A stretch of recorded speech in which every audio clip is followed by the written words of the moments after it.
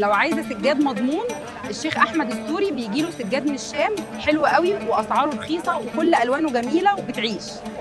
الناس دي كانوا بينجحوا في تجارتهم في زمن ما كانش فيه سوشيال ميديا ولا إعلانات ممولة، لكن كانت عملتهم هي الثقة، والمنصة بتاعتهم هي السمعة اللي التاجر كان بيبنيها مع الوقت. وده كان من خلال حاجة بيسموها دلوقتي في الماركتينج The Word of Mouth، يعني الكلام اللي الناس بتقوله عنك لبعضها. وده زمان كان بينجح، لكن النهاردة في زمن بيتميز بالسرعة ومنافسين كتار بيشتغلوا على نفسهم في كل مكان، صعب قوي انك تنتظر لما تيجي سيرتك بالصدفة وحد يتكلم عنك للتاني، لانك كده هتستنى كتير.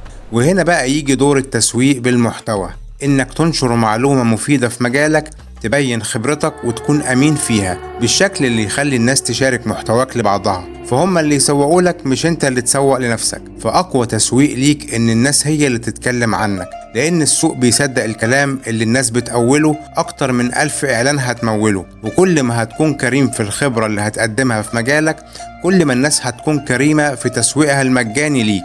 ثق ان تعبك هيرجع لك اضعاف، وهتكون اول واحد بيجي في بال عميلك لما يحتاج لمنتجك او الخدمة اللي بتقدمها. تابعني علشان هتلاقي هنا دايما معلومة تفيدك من واقع السوق. بهاء كرم.